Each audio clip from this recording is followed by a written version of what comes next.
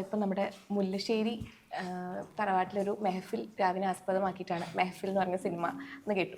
അപ്പം ഈ ഒരു സിനിമ ഇതൊരു സിനിമ ആക്കണം എന്ന് ഉള്ളത് ഒരു പിന്നീട് ഒരു കാരണം ഉണ്ടാവും. അതെന്തായിരുന്നു ആ കാരണം? മുല്ലശ്ശേരി നമ്മൾ ഒരിക്കൽ പോയിട്ടുണ്ടെങ്കിൽ മുല്ലശ്ശേരി വീട്ടിൽ ചാലപ്പുറം കോഴിക്കോട് ചാലപ്പുറത്ത് അറിയാമല്ലോ, കോഴിക്കോട് ചാലപ്പുറത്ത് ആ മുല്ലശ്ശേരി വീട്ടിൽ ഒരിക്കൽ പോയാൽ അതൊരു അഡിക്ഷനാണ്. നമ്മളവിടെ പോകും. കാരണം നമ്മളെ എങ്ങനെയാണ് ചിരി കൊണ്ട് അല്ലെ സന്തോഷം കൊണ്ട് നമ്മളെ വരവേൽക്കുന്നത്. നമ്മളുടെ പ്രശ്നങ്ങൾ എന്ത് പ്രശ്നങ്ങളുണ്ടെങ്കിലും അവിടെ ചെല്ലുമ്പോൾ നമുക്ക് ഭയങ്കര ഒരു പീസ്ഫുൾ ഫീലിലേക്ക് പോകും.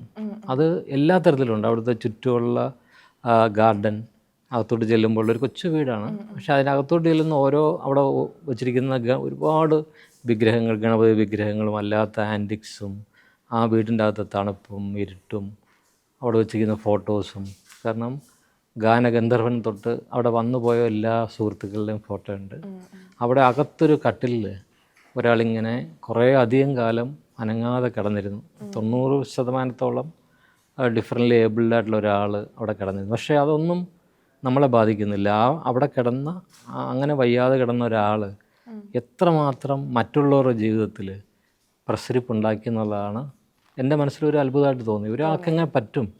അത് വളരെ വലിയ അത്ഭുതമായിരുന്നു. കാരണം ഇത് പറയണം എപ്പോഴെങ്കിലും.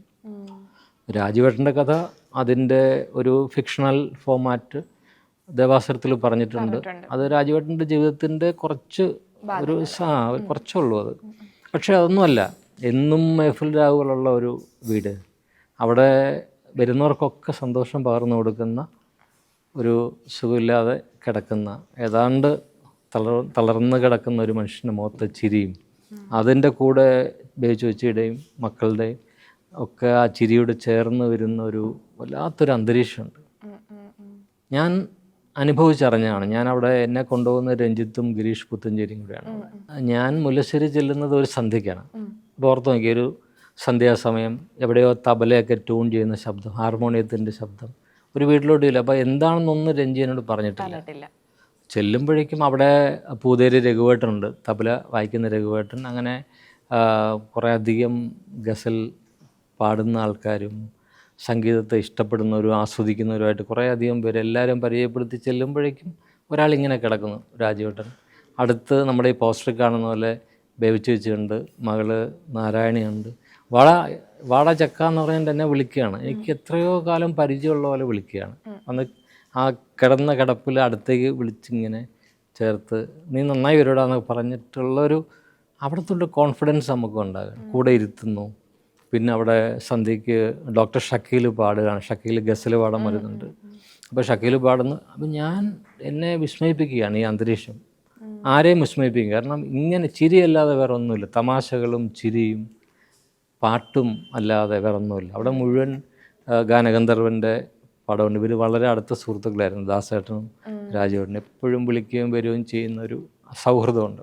അപ്പോൾ സൗഹൃദത്തിലൂടെ, സംഗീതത്തിലൂടെ, ചിരിയിലൂടെ എങ്ങനെ നമുക്ക് മറ്റുള്ളവർക്ക് സ്നേഹം, ആശ്വാസം പകരാമെന്നുള്ളതിൻ്റെ ഏറ്റവും വലിയ എക്സാമ്പിളാണ് മെഹഫിൽ എന്നുള്ള സിനിമയും. ഞാൻ കണ്ട ആ ഒരു സന്ധ്യ, ആ മെഹഫിൽ രാവാണ് ഈ സിനിമ.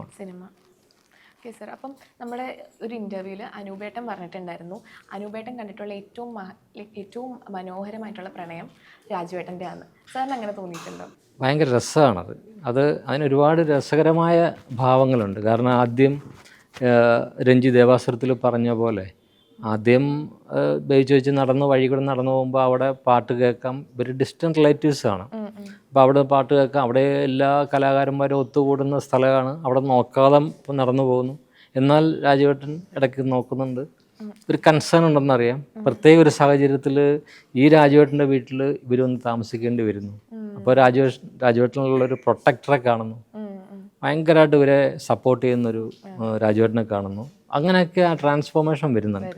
അപ്പോൾ അപ്സ് ആൻഡ് ഡൗൺസ് ഉണ്ട്. പിന്നെ ഒരു കുഞ്ഞുണ്ടായി, ആ മകളെ കൈകൊണ്ടൊന്ന് എടുക്കാൻ പറ്റുമ്പോഴേക്കും വീണുപോയി. പക്ഷേ രാജുവേട്ടൻ പറഞ്ഞ പോലെ ആരെയും നമ്മുടെ ദുഃഖവും നമ്മുടെ വേദനയും അറിയിക്കരുത് എന്ന് അങ്ങനെ അറിയിച്ച ആരും വരില്ല നമ്മുടെ വീട്ടിലോട്ട് എന്ന് പറഞ്ഞ കാര്യം ചേച്ചി മനസ്സിൽ സൂക്ഷിക്കുകയും ചേച്ചി അതുപോലെ തന്നെ പ്രവർത്തിക്കുകയും ചെയ്യും. ആ വാതിൽ തുറക്കുന്നത് നാരായണി മോളാണെങ്കിൽ അവളുടെ മുഖത്ത് ചിരി, അകത്ത് ചേച്ചി, രാജുവേട്ടൻ, എല്ലാം ചിരി മാത്രം. നമ്മളും ചിരിച്ചു പോകും. കാരണം നമുക്ക് ഒരുപാട് വിഷമം ടെൻഷനൊക്കെ ഉണ്ട്, പക്ഷെ അവിടെ നമ്മളും അറിയാതെ അതിനോട് ചേരും.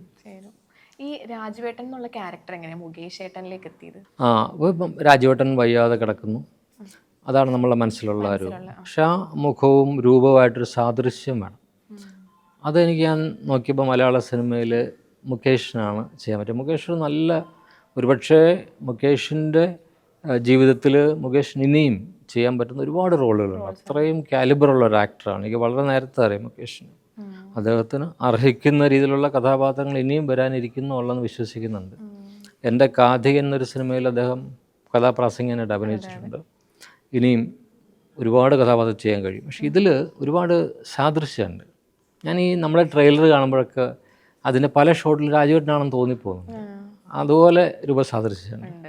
കാരണം മുകേഷിനെ ഇതുവരെ നമ്മൾ കണ്ടിട്ടുള്ളത് എപ്പോഴും അഴിഞ്ഞ് അങ്ങോട്ട് ശരീരം ഒരു പ്രോബ്ലം ഇല്ല. മുകേഷിൻ്റെ ശരീരം ഇത്രയും വഴങ്ങുന്ന ഒരു ആക്ടർ, അതായത് നമ്മളുടെ സിറ്റുവേഷൻ അനുസരിച്ച് അദ്ദേഹത്തിൻ്റെ കൂടെ, അതും ആ മൂവി ചെയ്യുന്ന കാണുമ്പോൾ അത്ഭുതം തോന്നാറുണ്ട്.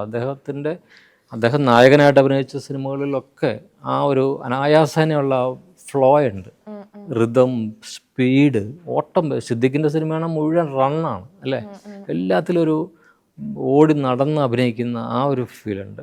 പക്ഷെ ഇതിൽ ഫുൾ കിടക്ക, ആ കിടന്ന ഒരു കൈ വെച്ചിങ്ങനെ ആ കിടന്ന കിടപ്പിലാണ്, അതാണ് ഏറ്റവും ചലഞ്ചിങ് അല്ലേ. അപ്പോൾ ആ ചിരിയിലും പാടാന്ന് പറയുമ്പോൾ അവിടെ ആ സ്ട്രെങ്ത് ഉണ്ട്, അവിടെ കമാൻഡ് ഉണ്ട്, സന്തോഷമുണ്ട്, എല്ലാം അതിലൂടെ. അപ്പോൾ അത് പെർഫോം ചെയ്യാൻ വലിയ ബുദ്ധിമുട്ടാണ്. ഈ ഒരു ബേബി ചേച്ചി എന്നുള്ള ക്യാരക്ടർ എങ്ങനെയാണ് ആശ ചേച്ചി? അത് വേറൊരു ഓപ്ഷൻ്റെ മനസ്സിലായിരുന്നു. കാരണം ബേബി ചേച്ചി ഇത് തന്നെയാണ്. ആ ഫോട്ടോ രണ്ടും കണ്ടാൽ അറിയാം. ആ വലിയ പൊട്ടും തൊട്ട് ചുരുണ്ട മുടിയും എന്തൊരു ലൈക്നെസ് ആണെന്നറിയാം. എങ്ങനെയാണ് ഇത്രയും ഒത്തുവരുന്നത്? ഞാൻ എങ്ങനെയാണ് ഇപ്പം രേവതി അഭിനയിച്ചിട്ടുണ്ട്, രേവതിയുടെ ഫോട്ടോ അല്ലെങ്കിൽ ആ ക്യാരക്ടർ ചെയ്തിട്ടുണ്ട്. പക്ഷെ എനിക്ക് അതിലും റിസംബ്ലൻസ് തോന്നുന്നത് ആശയായിട്ടാണ്. കാരണം അതാ ചിരി, അത് തന്നെയാണ് ചിരി. ഞാനത് സിനിമ ആക്കിയതിന് ശേഷം അതിന് മുൻപ് ഇടയ്ക്കൊക്കെ ഇവിടെ മുല്ലശ്ശേരി പോയിരുന്നു, ഇപ്പോഴും പോയിരുന്നു, ചേച്ചിയുടെ ഇൻ്റർവ്യൂ എടുത്തിട്ടുണ്ട്. അപ്പോഴും ഇതേ ചിരി നമുക്ക് മാറിപ്പോൾ അതുപോലെ അത് പറഞ്ഞു കൊടുക്കേണ്ടി വരുന്നില്ല. ആശയുടെ എനിക്ക് തോന്നുന്നു സിനിമാ ജീവിതത്തിലെ ഭയങ്കര ഡിഫറെൻ്റ് ആയിട്ടുള്ള ഒരു ക്യാരക്ടറായിരിക്കും. ഇപ്പം സാറിൻ്റെ ആണെങ്കിൽ സിനിമയിലുള്ള കാസ്റ്റിംഗ് എന്ന് പറഞ്ഞാൽ പെർഫെക്റ്റ് കാസ്റ്റിംഗാണ്. കാരണം നമുക്ക് ആ ഒരു റോളിൽ നമുക്ക് വേറൊരാളെ പിന്നെ ചിന്തിക്കാനേ പറ്റില്ല. കാരണം ഇത് ഏറ്റവും എനിക്ക് എടുത്തു പറയേണ്ടതെന്ന് വെച്ചാൽ ഇപ്പം നമ്മുടെ ജോണി വാക്കറിലെ ആ വില്ലൻ്റെ ക്യാരക്ടർ ഇപ്പോഴും മനസ്സിലേക്ക് പെട്ടെന്ന് ഓടി വരുന്നൊരു വില്ലൻ ക്യാരക്ടർ പറഞ്ഞു കഴിഞ്ഞാൽ അദ്ദേഹത്തിൻ്റെ മുഖമാണ് ഇപ്പോഴും ഓർമ്മ വരുന്നത്. അപ്പോൾ അദ്ദേഹത്തിന് ആ ഒരു ക്യാരക്ടറിലേക്ക്, ആ ഒരു സാമി എന്ന് പറഞ്ഞ ക്യാരക്ടറിലേക്ക് ചൂസ് ചെയ്യാൻ കാരണം എന്താ? കമൽ ഗൗർ 1990 അല്ലേ, 1990 ഏതാണ്ട് 35 വർഷം. അങ്ങനെ 35 വർഷം പോയല്ലോ എന്ന് ഞാൻ പക്ഷേ ഒരു പബ്ബിൽ ഇപ്പം എൻ്റെ മനസ്സിൽ ഇതിൻ്റെ കോസ്റ്റ്യൂം വരെ എല്ലാം ഇപ്പം ആ കീറിയ ജീൻസും കാതിൽ ഇതെല്ലാം ഫിക്സ്ഡ് ആണ്. അതിൻ്റെ അപ്പിയറൻസ് എങ്ങനെ വേണം എല്ലാം ഉണ്ട്. പക്ഷേ ഞങ്ങളവിടെ പബ്ബിൽ അവിടെ അന്നും 365 പബ്ബുണ്ട് അന്ന് ബാംഗ്ലൂരിൽ. ഓരോ ദിവസം ഓരോ പബ്ബിൽ പോയാലും തീരില്ല, അതുപോലെയാണ്, അത്രയും പബ്ബുകളാണ്.